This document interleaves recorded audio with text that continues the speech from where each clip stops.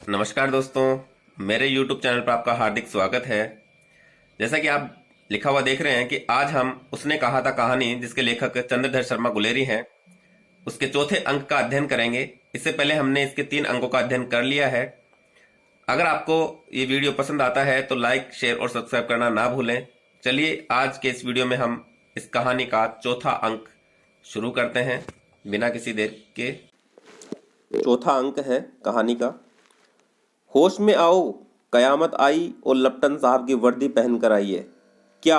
ये प्रश्न किसने किया? वजीरा सिंह ने किया, जो अंदर सो रहा था, जिससे लहना सिंह अंधेरे में टकरा गया था। लहना सिंह उसे कहता है, होश में आओ, कयामत, वास्तव में कयामत आ गई है और लप्टन साहब की वर्दी पहनकर आई है, जिसने नकली लप्टन बनकर हमारे सूबेदार हजारा सिंह को तो बाकी सैनिकों के साथ में खंदक से बाहर भेज दिया है और अब धोखे से हमें भी यहाँ पर नुकसान पहुँचा सकता है। तो बोलता है, होश में आ, कयामत आई है, लप्टन साहब की वर्दी पहनकर आई है। तो ऐसी बात सुनकर वजीरा सिंह है वो आश्चर्यचकित हो जाता है और बोलता है, क्या?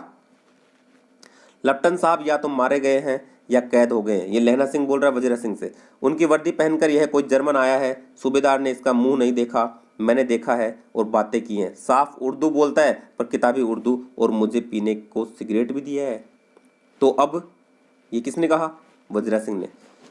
अब मारे गए, धोखा है। सूबेदार होरा कीचड़ में चक्कर काटते फिरेंगे और यहाँ खाई पर धावा होगा। धावा होगा मतलब युद्ध होगा। अब ये हमारे साथ युद्ध करेगा, क्योंकि हमारे सैनिकों को तो इसने भेज दिया है। अब कम सैनिक रह गए तो ये हो सकता है आसानी से हमारे साथ में युद्ध करके जीत जाए। खाई पर धावा होगा, उठो, एक काम करो, पलटन के पैरों के निशान देखते देखते दौड़ जाओ। पलटन सेना के हिस्से को कहा जाता है, सेना को कहा जाता है कि जिस साइड से सूबेदार हजारा सिंह गया है, उनके खोज देखते देखते उनके पीछे पीछे आप चले जाओ, दौड़ जाओ। अभी बहुत दूर न गए होंगे, सूबेदार से कहो एकदम लौट आवे। खंदक की बात झूठी है, मतलब जो लप्टन साहब ने आपसे कहा था वो बात झूठी है। चले जाओ, खंदक के पीछे से निकल जाओ, पत्ता तक न खड़के, देर मत करो। ये बात लहना सिंह ने वजीरा सिंह से कहा है कि तुरंत चला जाओ, चुपचाप चला जा, पत्ता भी नहीं हिलना चाहिए। हुक्म तो यह है कि यहीं, ये बात वजीरा सिंह ने लहना सिंह से कही है कि सूबेदार ने तो ये कहा है कि आप सबको यहीं रुकना है, और आप कह रहे हो कि आप पीछे पीछे चले जाओ, हजारा सिंह को बुला के लेकर आओ।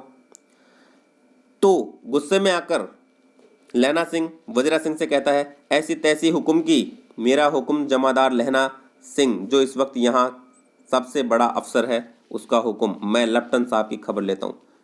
हुक्म की ऐसी तैसी? तू तो सिर्फ चल दे यहाँ से और जाकर फटाफट सूबेदार लहना सिंह को खबर कर और उनको बुला कर ला। पर यहाँ तो तुम 8 ही हो। ये बात वजीरा सिंह लहना सिंह से कहता है कि यहाँ तो तुम 8 ही हो।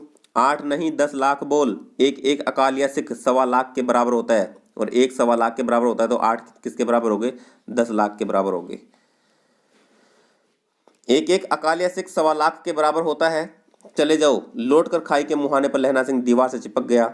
उसने देखा कि लप्टन साहब ने जेब से बेल के बराबर के 3 गोले निकाले, तीनों को जगह जगह खंदक की दीवारों में घुसेड़ दिया और तीनों में एक तार बांध दिया, तार सा बांध दिया, कनेक्ट कर दिया उनको। बम के गोले थे वो। तार के आगे सूत की एक गुत्थी थी, जिसे सिगड़ी के पास रखा। बाहर की तरफ जाकर एक दिया सलाई जलाकर गुत्थी पर रखने ही वाला था। देखो, बात को अधूरी छोड़ दिया गया है, मतलब दिया सलाई से उस धागे को जलाने ही वाला था, उस सूत के धागे को जलाने ही वाला था। लेकिन उसी वक्त क्या होता है, बिजली की तरह दोनों हाथों से उल्टी बंदूक को उठाकर लहना सिंह ने साहब की कूहनी पर तान कर दे मारा, क्योंकि उसने देख लिया था ये बम फिट कर दिया है खंदक में जगह जगह पर, खाई में जगह जगह पर। अब सारी खाई को ये अपने बम के धमाके से उड़ा देगा। तो उसने ऐसा अंदाज़ा लगा लिया था, तो उसने अचानक उसके ऊपर अपनी बंदूक से हमला कर दिया, उसकी कोहनी पर दे मारा। धमाके के साथ साहब के हाथ से दिया सलाई गिर पड़ी। लहना सिंह ने कुंदा साहब की गर्दन पर मारा और साहब आह मीन गोड, ओ माई गॉड कहते हुए चित्त हो गए।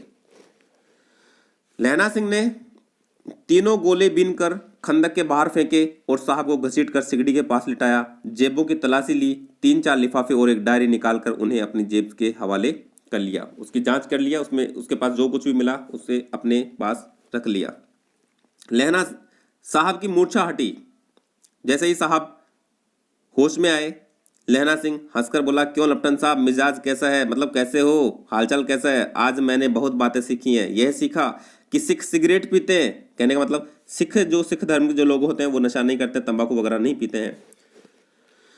तो लहना सिंह नकली लपटन से बोल रहा है कि यह सीखा कि सिख सिगरेट पीते हैं, यह सीखा कि जगाधारी के जिले में नील गायें होती हैं और उनके 2 फुट 4 इंच के सींग भी होते हैं, जबकि नील गाय के इतने बड़े सींग नहीं होते, उनके छोटे छोटे सींग होते हैं। नील गाय जिसको हम रोज भी कहते हैं, उनके छोटे छोटे सींग होते हैं, इतने इतने बड़े सींग नहीं होते हैं। ये भी सीखा कि 2 फुट 4 इंच के सींग भी होते हैं उनके। यह सीखा कि मुसलमान खानसामा मंदिरों में जल चढ़ाते हैं और लपटन साहब खोते पर चढ़ते हैं। खोता मतलब ऊपर बताया था, गधे पर चढ़ते हैं। पर यह तो कहो, ऐसी साफ उर्दू कहाँ से सीखा है? हमारे लपटन साहब तो बिना डेम के मतलब बिना रुकावट के, बिना हकलाहट के 5 लफ्ज भी नहीं बोला करते थे। लहना ने पतलून के जेबों की तलाशी नहीं ली थी, बार बार से तो उसकी जेब चेक कर ली थी, लेकिन लहना सिंह ने उस नकली लपटन साहब की पतलून की अंदर वाली जेबों की तलाशी नहीं ली थी। साहब ने मानो जाड़े से बचने के लिए दोनों हाथ जेबों में डाले और देखो क्या हुआ, धोखा हुआ। लहना सिंह कहता गया, चालाक तो बड़े हो, पर मांझे का लहना इतने बरस लपटन साहब के साथ रहा है, उसे चकमा देने के लिए 4 आंखें चाहिए। 3 महीने हुए, एक तुर्की मौलवी मेरे गांव आया था, औरतों को बच्चे होने के ताबीज बांटता था और बच्चों को दवाई देता था। चौधरी के बड़ के नीचे मंजा बिछाकर हुक्का पीता रहता था और कहता था कि जर्मनी वाले बड़े पंडित हैं, वेद पढ़ पढ़ कर उसमें से विमान चलाने की विद्या जान गए हैं। गौ को नहीं मारते हैं, गाय को नहीं मारते हैं, हिंदुस्तान में आ जाएंगे तो गौ हत्या बंद कर देंगे। मंडी के बनियों को बहकाता कि डाक खाने से रुपया निकाल लो, सरकार का राज्य जाने वाला है। डाक बाबू पोलू राम भी डर गया था। मैंने मुल्ला जी की दाढ़ी मूंड दी थी और गांव से बाहर निकाल कर कहा था कि जो मेरे गांव में अब पैर रखा तो तेरे पैर तोड़ दूंगा। साहब की जेब में से पिस्तौल चला। ये तो अपनी बातें बताने में मशगूल था। कौन? लहना सिंह अपनी बातें बताने में एकाग्रचित हो गया था। ध्यान ही नहीं रखा कि जो नकली लेफ्टिनेंट साहब है वो फिर से धोखा दे सकता है। ये इसलिए बेफिक्र हो गया था क्योंकि इसने सारी जेबें चेक कर ली थी, लेकिन उसने अंदर की जेबें चेक नहीं की थी। और अंदर की जेब में ही, अर्थात पतलून की जेब में ही उसने क्या छिपा रखी थी? पिस्तौल छिपा रखी थी। साहब की जेब में से पिस्तौल चला। किस साहब की जेब? ये साहब किसके लिए है? लपटन साहब के लिए। जेब में से पिस्तौल चला और लहना की जांग में गोली लगी। इधर लहना की हेनरी मार्टिन के 2 फायरों ने साहब की कपाल क्रिया कर दी। धड़ाका सुन सब दौड़े आए। उसने तो पिस्तौल चलाई जो कि लहना की जांग में लगी। इतनी देर में लहना बिल्कुल अलर्ट हो गया और तुरंत अपनी बंदूक से, ये लहना की बंदूक का नाम है हेनरी मार्टिन, उससे 2 फायर करके अर्थात उसके सिर में ही गोली मार दी और उसकी कपाल क्रिया कर दी, अर्थात उसको खत्म कर दिया, मार दिया। और ये बंदूकों की आवाज़ सुनकर, गोलियों की आवाज़ सुनकर अंदर से सब लोग दौड़कर आए। बोधा चिल्लाया, क्या है? क्यों? क्योंकि बोधा तो बीमार था। पड़ा पड़ा बोलता है, भाई क्या हुआ? लहना सिंह ने उसे यह कहकर सुला दिया कि एक हड़का हुआ कुत्ता आया था। हड़का हुआ मतलब पागल कुत्ता आया था। पागल कुत्ता आया था, उसको मार दिया गोली से, इसलिए गोली की आवाज़ हुई है। औरों से सब हाल कह दिया, बाकी जो लोग थे उनसे सब हाल कह दिया कि ऐसे ऐसे बात है, ये नकली लपटन था, इसे मैंने मार दिया क्योंकि इसने मुझे गोली मारी। सब बंदूकें लेकर तैयार हो गए। लहना ने साफा फाड़कर घाव के दोनों तरफ पट्टियां कसकर बांधी। घाव मांस में ही था। पट्टियों के कसने से लहू निकलना बंद हो गया था। उसने फर्स्ट एड कर लिया।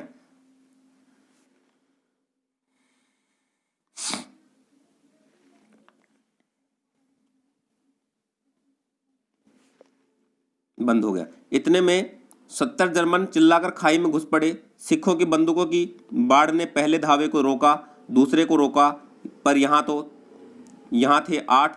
लहना सिंह तक तक कर मार रहा था। वह खड़ा था और लेटे हुए थे और वे थे 70। अपने मुर्दा भाइयों के शरीर पर चढ़कर जर्मन आगे घुसे आते थे। थोड़े मिनटों में वे, और अचानक आवाज आई, वाह गुरुजी दी फतेह, वाह गुरुजी दा खालसा। क्या हुआ अचानक? अचानक जो वजीरा सिंह था, जो सूबेदार हजारा सिंह को बुलाने के लिए गया था, वो उनको बुला कर ले आया है। इधर तो थे लहना सिंह और उसके आदमी, और पीछे से आ गए वजीरा सिंह और सूबेदार हजारा सिंह के साथ में जो सैनिक थे, अब बीच में फंस गए।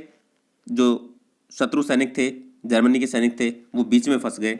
उधर से आवाज़ आई, अचानक आवाज़ आई, वाह गुरुजी दी फतेह, वाह गुरुजी दा खालसा, और धड़ाधड़ बंदूकों के फायर जर्मनों के पीठ पर पड़ने लगे। ऐन मौके पर जर्मन दो चक्की के पाटों के बीच में फंस गए, बीच में आ गए। पीछे से सूबेदार हजारा सिंह के जवान आग बरसाते थे और सामने लहना सिंह के साथियों के संगीन चल रहे थे।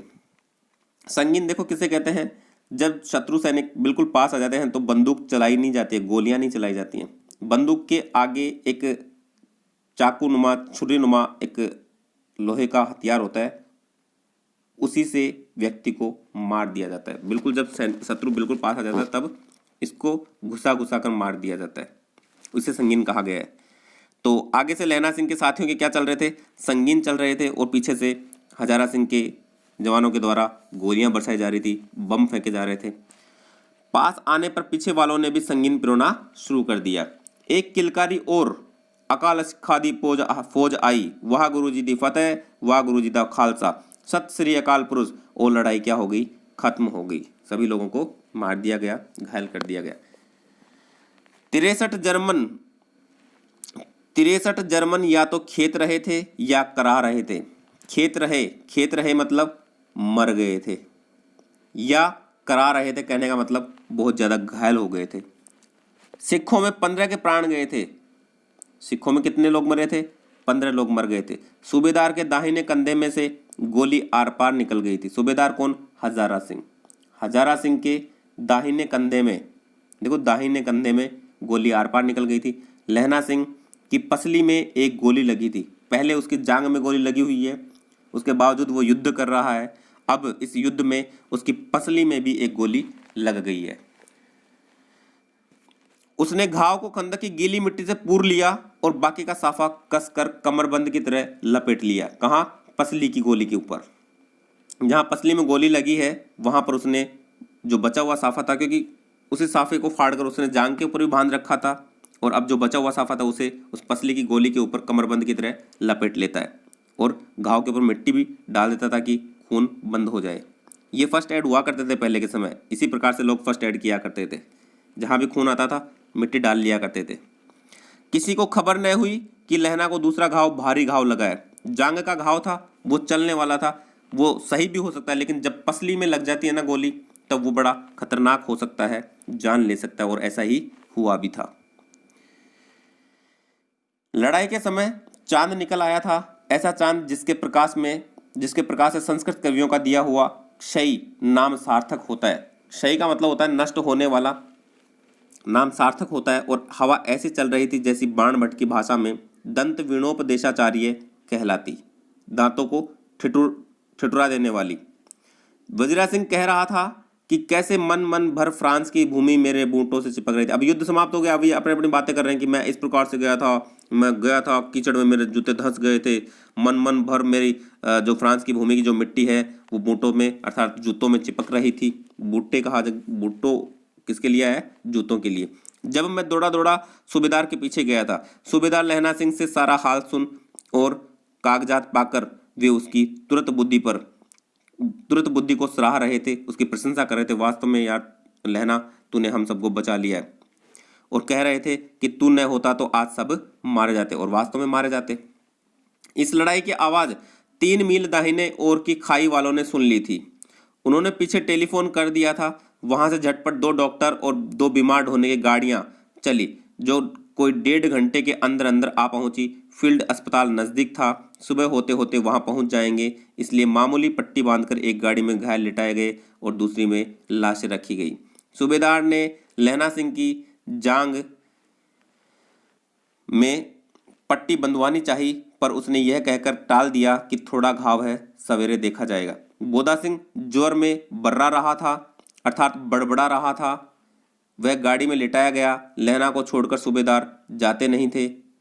यह देख लहना ने कहा, तुम्हें बोधा की कसम है और सूबेदार ने जी की सौगंध है जो इस गाड़ी में न चले जाओ। और तुम, ये किसने कहा, हजारा सिंह ने कहा लहना सिंह से कि तुम क्यों नहीं चल रहे, मेरे लिए वहां पहुंचकर गाड़ी भेज देना, और जर्मन मुर्दों के लिए भी तो गाड़ियां आती होंगी। मेरा हाल बुरा नहीं है, देखते नहीं मैं खड़ा हूं, वजीरा सिंह तो मेरे पास है ही। या वजीरा सिंह मेरे पास तो है ही।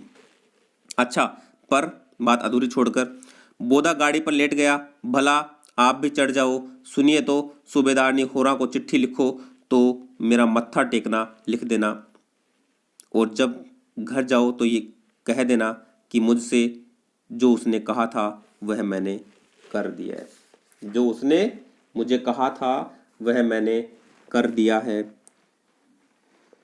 गाड़ियां चल पड़ी।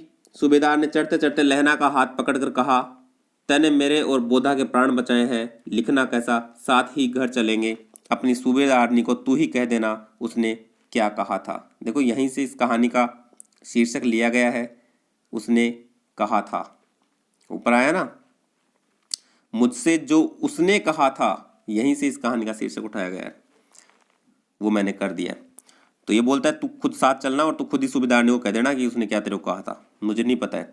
अब आप गाड़ी पर चढ़ जाओ, मैंने जो कहा वह लिख देना और कह भी देना। क्यों? क्योंकि इसे पता था तू थोड़ी देर में मरने वाला है। लहना सिंह को पता चल चुका था कि अब बेटा तू थोड़ी देर का ही है, ज़्यादा देर का नहीं है। गाड़ी के जाते लहना लेट गया। वजीरा पानी पिला दे और मेरा कमरबंद खोल दे, तर हो रहा है। तो ये था चौथा अंक। अगला अंक हम अगले वीडियो में देखेंगे। उम्मीद करता हूँ आपको कहानी समझ आ रही होगी। अगर वीडियो पसंद आता है तो लाइक, शेयर और सब्सक्राइब करना ना भूलें। मिलते हैं अगले वीडियो में। धन्यवाद। जय हिंद, जय भारत।